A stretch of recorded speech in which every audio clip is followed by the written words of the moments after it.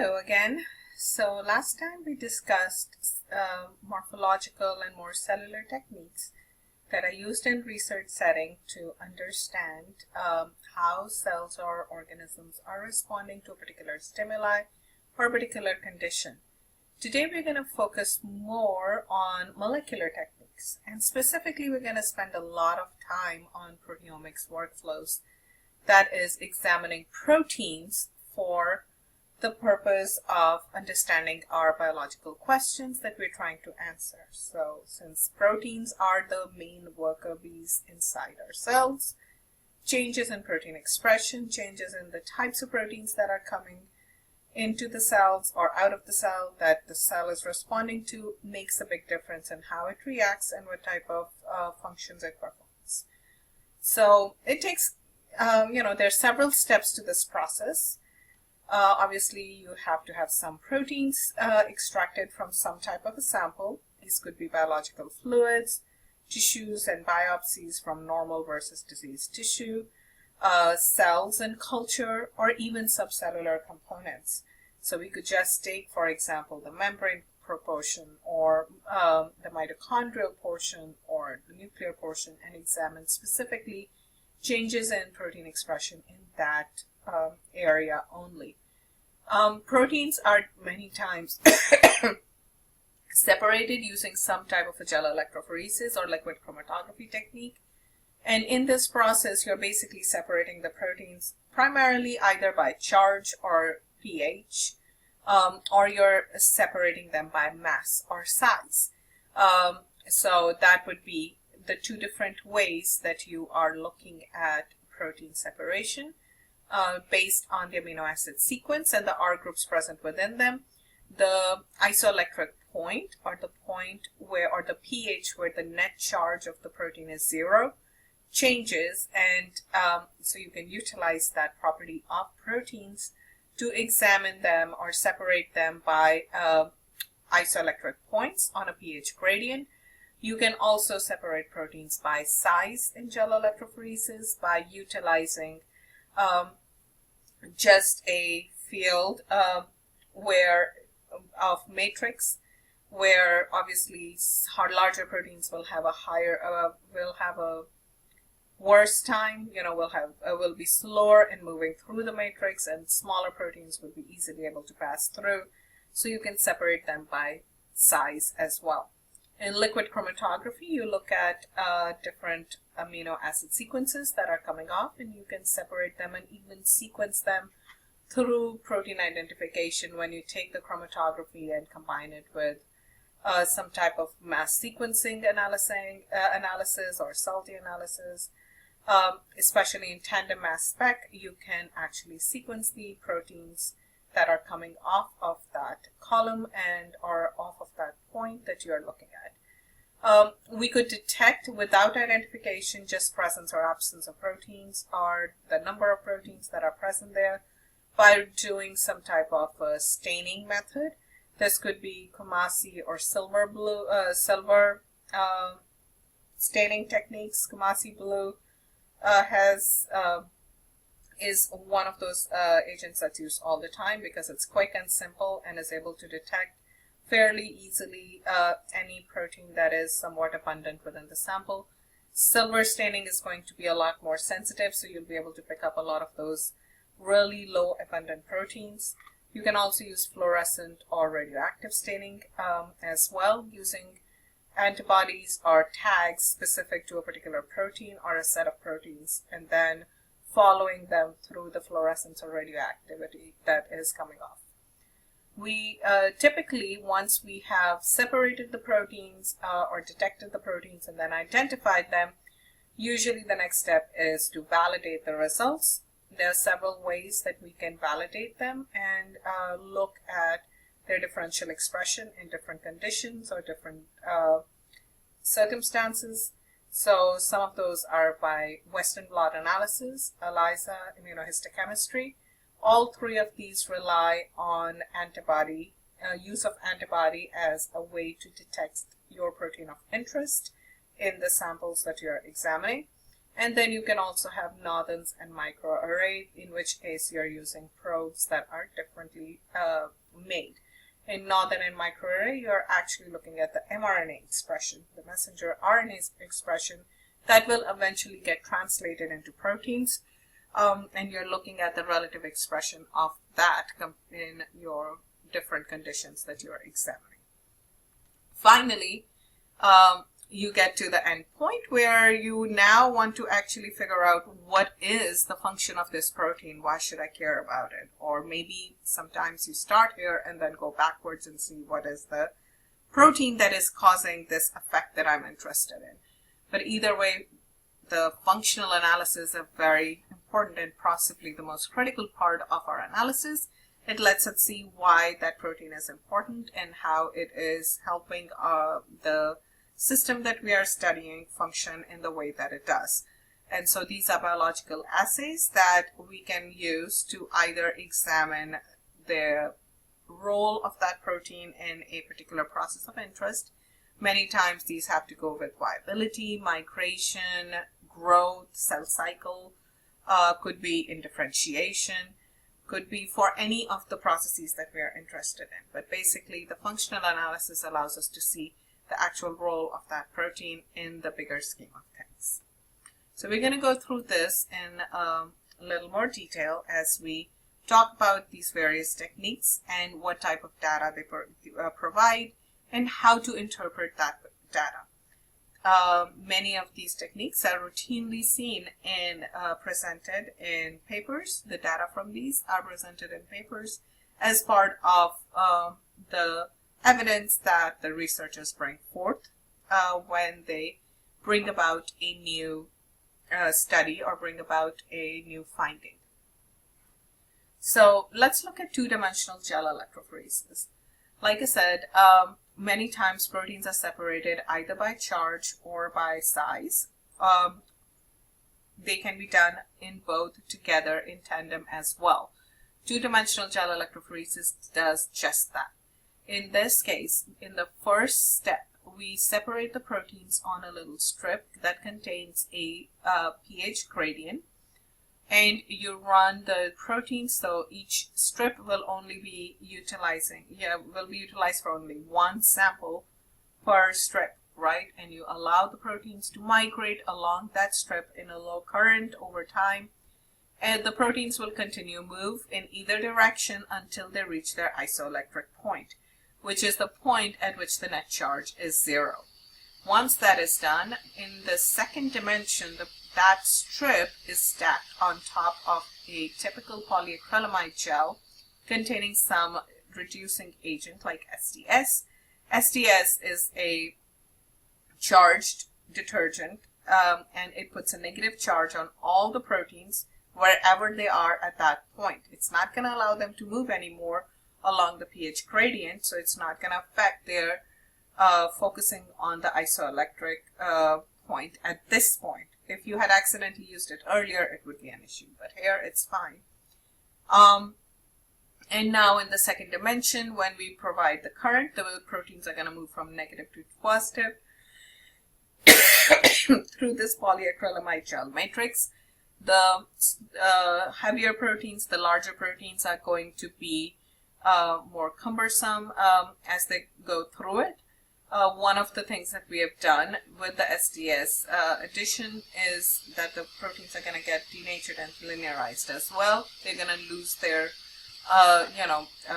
interactions, and so they're going to be going through as a string of amino acids, and they're going to move through the matrix until they reach a particular point. You can continue to, during the time that you run the gel, the smaller proteins will travel further, the larger proteins will travel less, so they will get to a particular point that is going to be a unique point for that protein based on its pH, isoelectric point and the mass.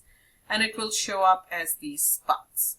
Now, a protein that is just in all the protein molecules are in the same state will show up in just a nice, clean, concentric circle. If you have proteins that have various post-translational modifications, could be phosphorylations, for example, acetylations, methylations, anything that changes the protein's charge. You are going to see that with movement of the protein, but with these tandem connected spots, or a couple of connected spots, like here, like so, indicating that that protein is present in various post-translationally modified conditions. Maybe it has one phosphorylation or multiple phosphorylations, or phosphorylation and methylation, or something else. So that's going to move the protein in a horizontal frame left to right. On the other hand, if you have proteins that are glycosylated, like sugar molecules are added on top of it, those proteins are going to show spots that are both going to be identified as that same protein, but they will be shifted in molecular weight, because those are usually heavier post-translational modifications. Sugars are heavier. And so you will see spots that are right on top of each other in the same pH, right, at the same exact isoelectric point, but one on top of the other. They could be right next to each other. They could be a little distance apart. And that will indicate a protein that is post-translationally modified to be glycosylated, most likely, something that's changing its charge. So that's one of the applications of this, is to get a unique fingerprint of a particular sample that you're looking at. You can then also, because the protein samples here, once they have been separated in two different dimensions, are going to be a lot simpler, a lot cleaner. Each spot is most likely to contain just one or very few protein peptides. You can take those proteins back out, you can run them on mass spec, and you can identify it. You can make sure the mass is correct, and you can also sequence them through tandem mass spec and identify those protein peptides and say where exactly they come from, what exactly do they belong to, which protein do they belong to. Here's an example of a gel that this is silver stained two-dimensional gels that are separated for CSF, or cerebrospinal fluid, from a control non-tumoral CSF patient with no tumor versus with grade 4 glioblastoma or an astrocytoma grade 4. And you can see there are some proteins that you're seeing, right? There's a lot of protein in there. This is silver stain gel, so it's going to show a lot more proteins, a lot more sensitivity. Even very low abundant proteins will show up. You see many proteins that have those several phosphorylation sites, as you can tell, right? A lot of them. Some of them are just single circles. Some of them are both, and then you get, they are phosphorylated and glycosylated, and they may see this diagonal shift because of that. Here you see some proteins in various activity form, various post-translationally modified form. And then you have many other proteins, and you have a lot more proteins identified within the glioblastoma CSF. So this is CSF from a patient with grade 4 brain tumor. There are a lot more proteins that are found within them, and they are non-modified in many cases, right? So you just see a single spot, sometimes glycosylated, sometimes individual single. And so you can take each one of them, and you can go ahead and extract the peptides back out of it, and then try to identify them. So through tandem mass spec, when we identified, this is how we know that these were just different forms of phosphorylated or glycosylated same protein, because each spot came back as ApoJ or this particular glycoprotein, fork head box domain N4. So we were able to see exactly which one of the spots represented what proteins, and if there were multiple spots that represented the same protein, we could then think about whether they were glycosylated or phosphorylated or otherwise post-translationally modified. So that's what you see over here. There are many proteins that are present in both, and then there are specific proteins that are present only in the cancer CSF.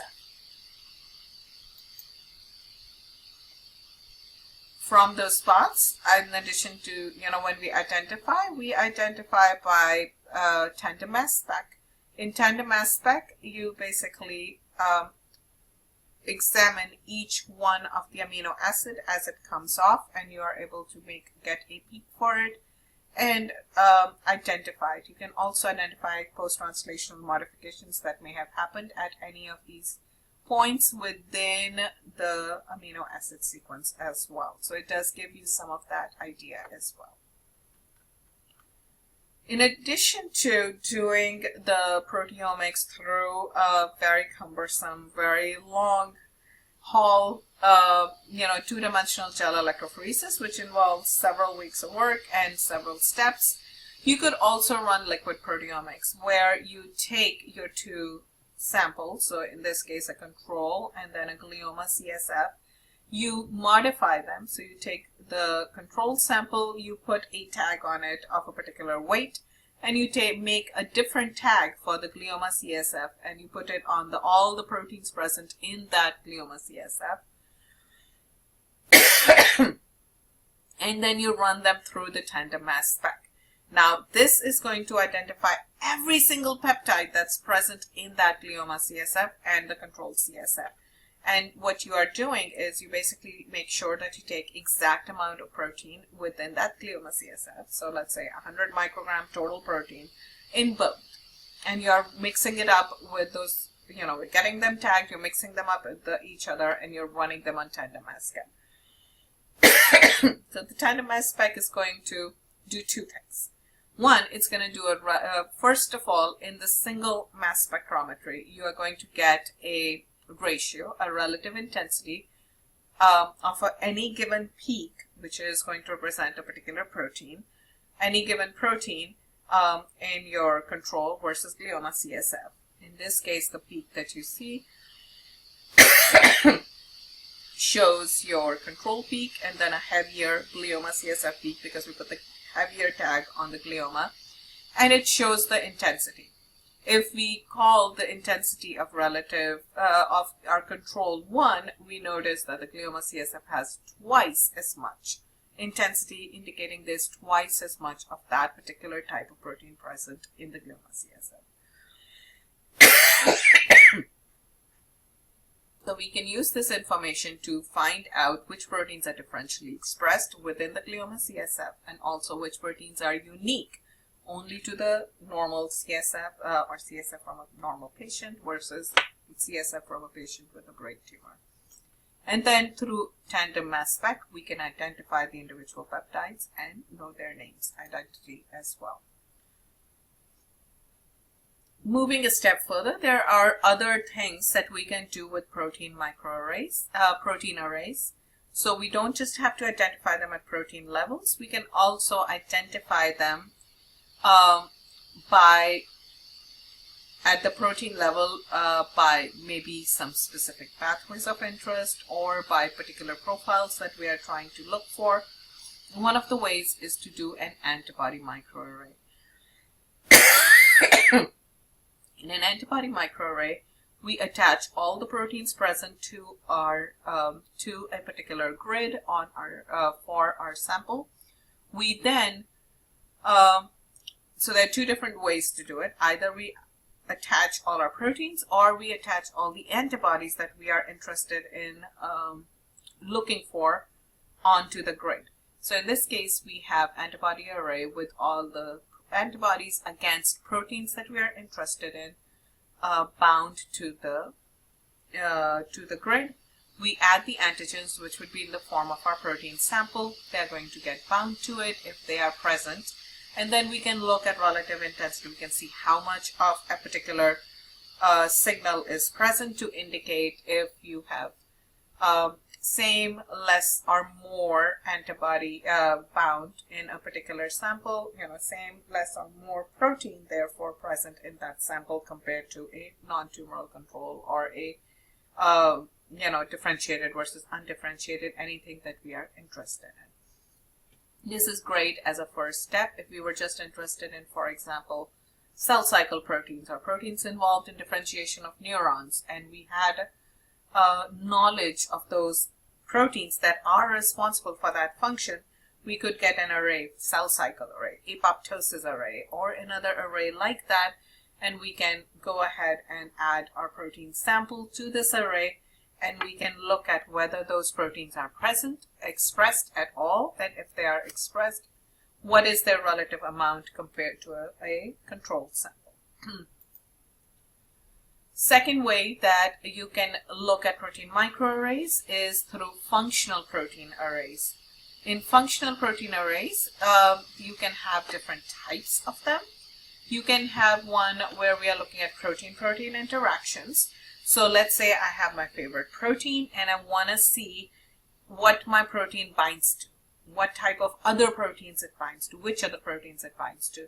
So I can have, and I have an inkling on what type of functional group it may have contained based on the sequence, based on what I'm seeing the cells do in the presence or absence of that protein.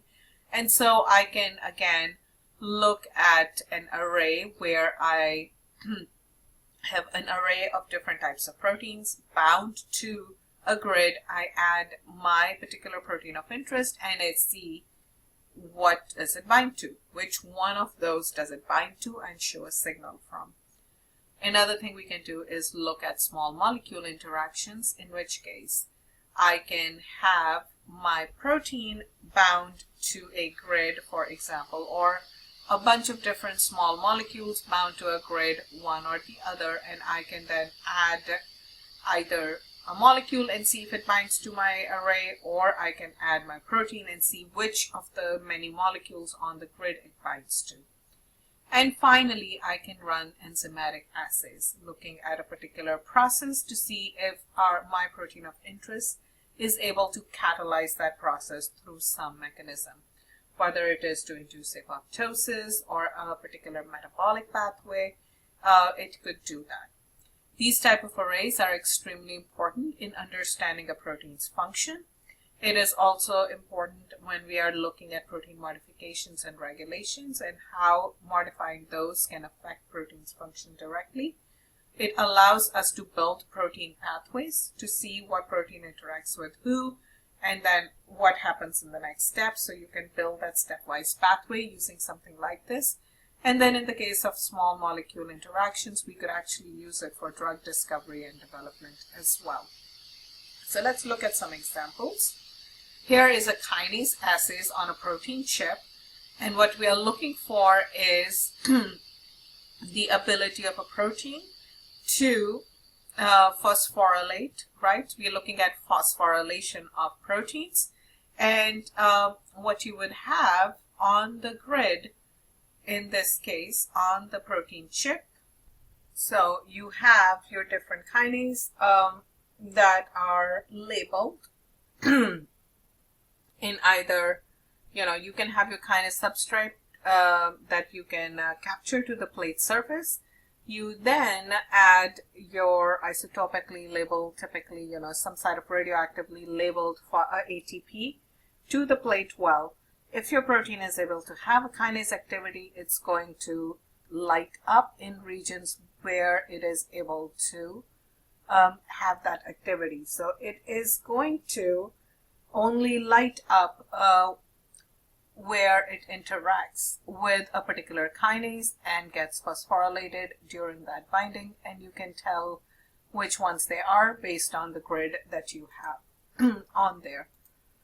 Another thing you can do, similar technique, is to look at allergy testing, for example, the human allergen microarray.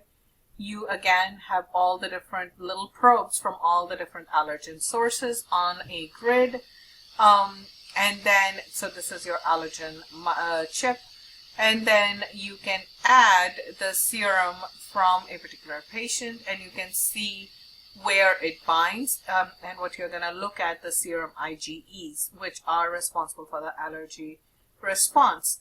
And so wherever it binds, those ones are going to light up. Depending on how much is the response, they will light up in different colors many times. And so you can get a IgE reactivity profile against those that light up. And so you know what you're allergic to based off of that.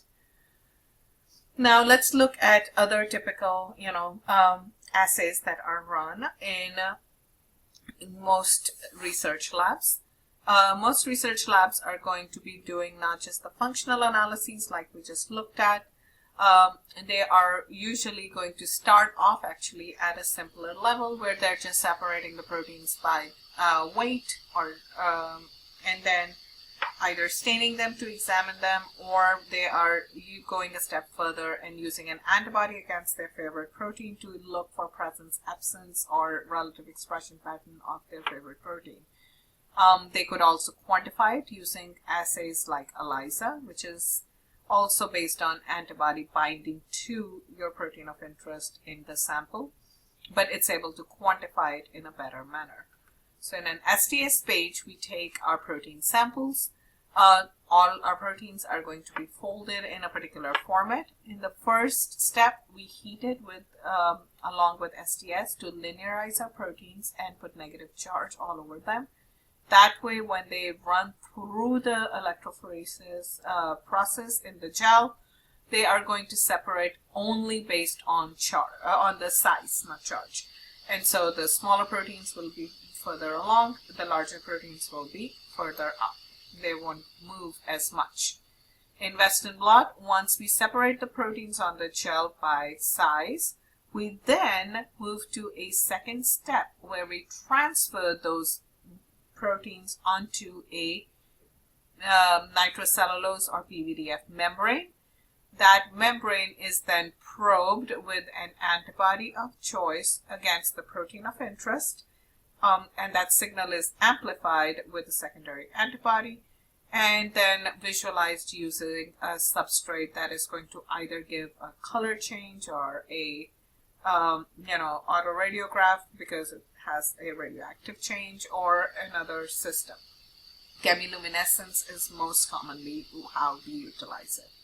So when you visualize it, you should typically we run a molecular weight marker so we can see what the molecular weight is of the protein that we are examining, and we can make sure it's the right one. We look at the intensity of the bands to decide whether they are all expressing same levels or different levels, but it's going to be a qualitative test, not a quantitative test. And so this one, in this case, the middle lane is a little bit less expressed compared to the other two, PC12 and HeLa cells. So here is how we would interpret that type of data. So here in this example, you have 4 different antibodies that you're looking at. In a Western blot, the first thing that you must have is some type of a loading control. In this case, they're using actin as the loading control. A loading control is a protein that is not going to change because of the conditions that you're testing, and that is going to remain overall constant regardless of any other conditions, as long as you are loading the exact same amount of total protein. And so it is what we call a housekeeping gene. It's always going to be there. It's always going to be present in a given amount, no matter what. And so when we look at it, you see that this is equal. All of them are expressed at the same level. We then, in this case, they were running a silencing RNA experiment where they were using SIRT1 protein siRNA to knock down SIRT1 expression. So then they have the experimental system check to make sure that SIRT1 is indeed knocked down or less expressed after the siRNA treatment. And so they have the SIRT1 in the control, and then they have visibly less strong bands in the siRNA treated cells, or the ones that were transfected with the siRNA. And then they were looking at how the reduction of SIRT1 is going to affect a particular protein P65 in its post-translational modified and total protein level. So next they have the experimental response, which is the acetylation of P65 protein. And they see that when SIRT1 is reduced, there's a lot more acetylation of P65 protein, indicating that SIRT1 inhibits normally this effect from happening, even though, and you can tell that it's only this response that is more, because the total protein remains unchanged. Right? There's no change in expression of total P65, but the acetylation of P65 is different in SIRT1 versus control siRNA treated cells. Another thing you might find in papers is co-immunoprecipitation experiments, where you're looking at what proteins interact with your protein of interest. In this case, we will typically either have an antibody against the protein of our interest, or if our protein of interest does not have an antibody, we will just we put a flag tag on there and then use that flag antibody to pull it down. And what we do is, once we put our protein of, once we use the flag or an antibody against our protein of interest to pull it down, we see what else comes along with it. So if we are, for example, looking at a particular protein, we want to see who else comes with it. Typically, we have an idea what other proteins are going to be coming along with it. They were looking at different types of G proteins, and they found that GB1 to 4 are indeed getting pulled down with it. So they were able to see that their protein of interest was interacting with GB1 to 4 as it got pulled down in certain systems, right? So they have their unstimulated and stimulated cells. They are looking at GB1 and they see that it is in the input and it is in the supernatant, but it is not present here. They look at what else came along with it, and this is the tag that they were pulling down along with it. Next, we're looking at a quantifying assay. So this is enzyme-linked immunosorbent assay, or ELISA. In this case, we have 96 well plates that are coated with some type of a capture antibody against our protein of interest. We add our sample and standards to the 96 well plate, so they will bind to our capture antibody. We then use a second detection antibody that is typically either biotin labeled or labeled with another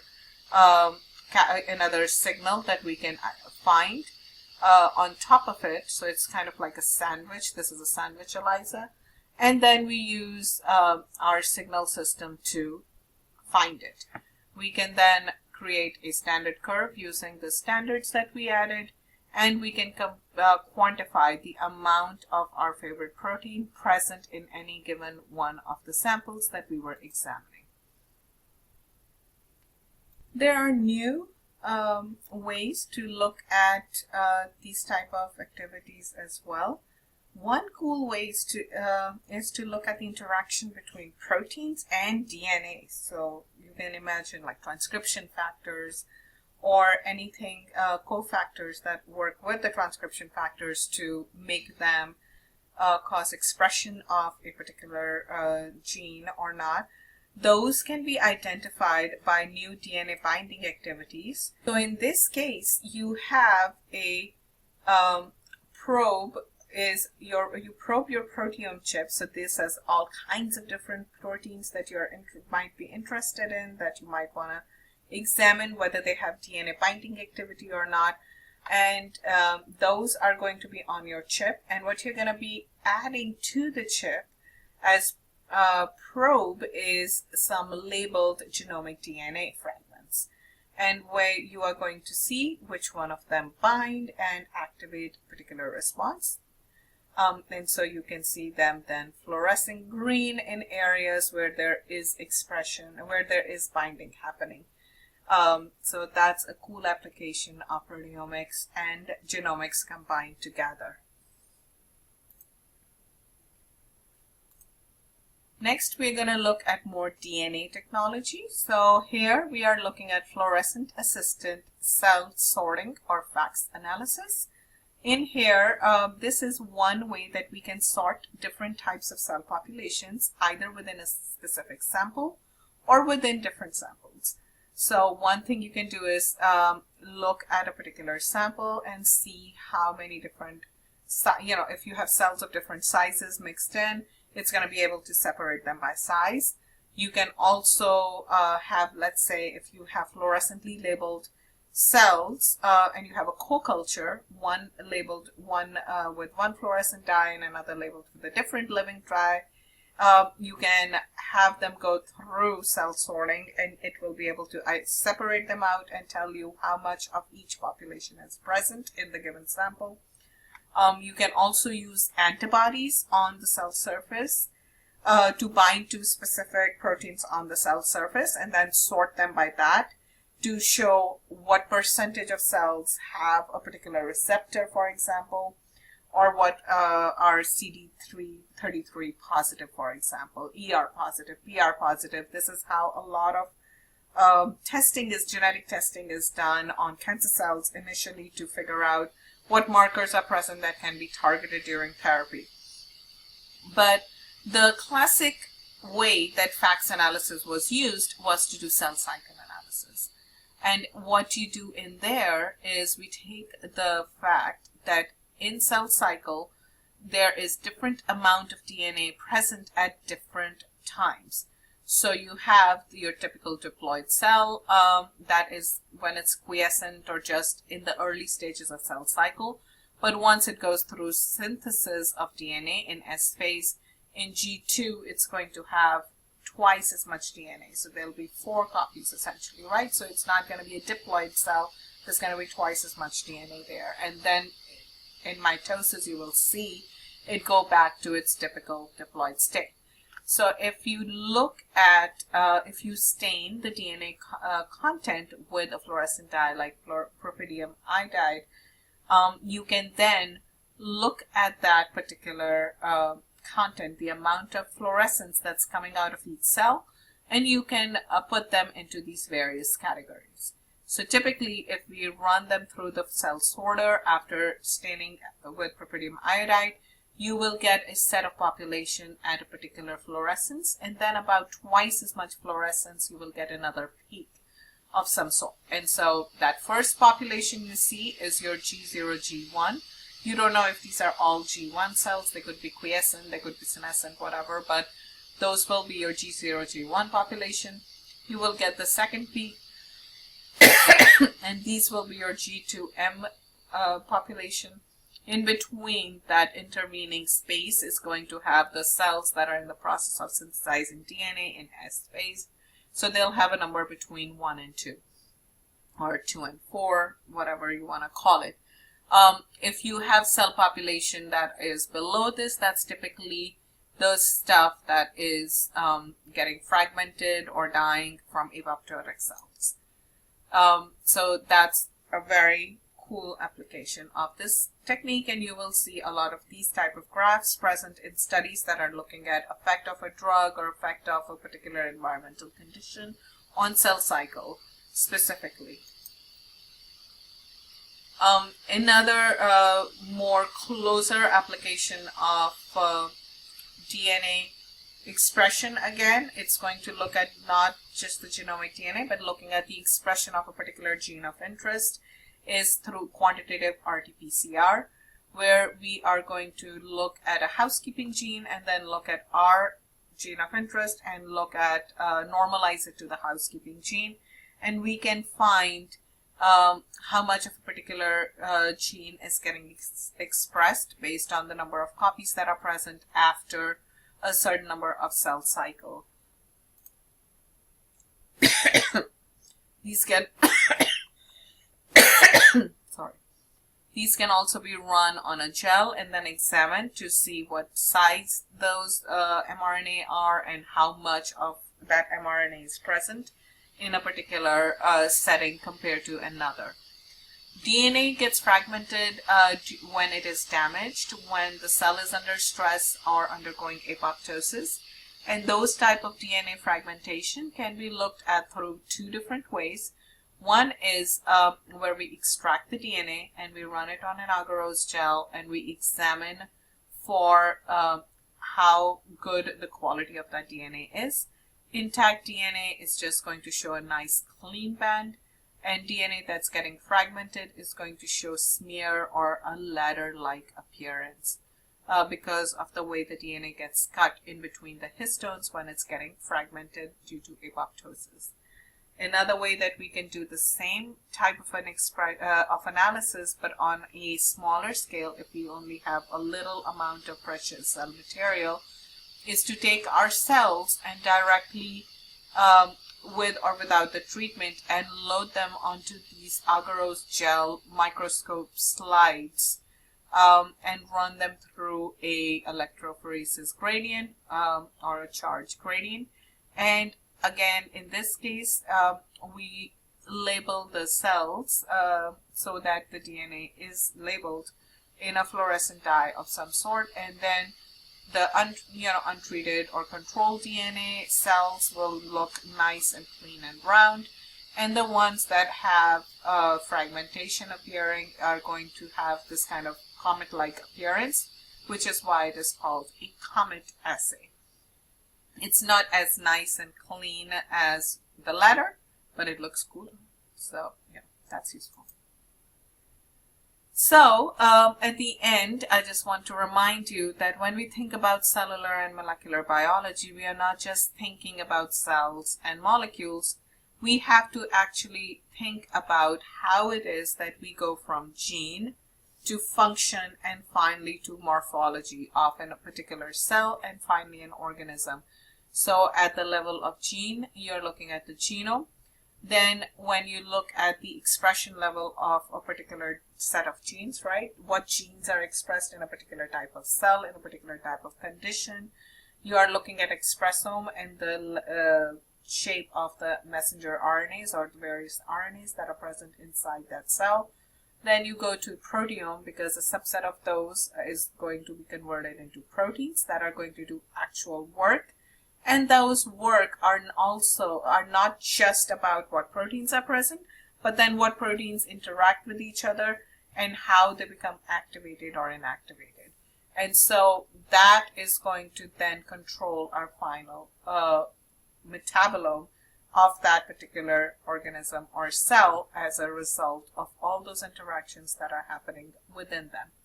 If we were to look just at one or couple of those systems, it would be like this cartoon where all these people that are overall blindfolded are just examining a single portion of the organism, and nobody's able to tell that this is a whole elephant. They are just going to see their little tiny picture, and they will only be able to tell about that particular system, but they don't know how that controls the overall system, and how it affects the organism as a whole. So it is very important to look at the system at various levels and not just in one niche, especially with the amount of knowledge that we have today and with all the different abilities that we have today. So we must have different types of different levels of investigations done on a question that we are interested in and on the ideas that we have before we are able to make meaningful conclusions about that question. So I hope this helped, and I will see you next time with more on cell and molecular biology techniques.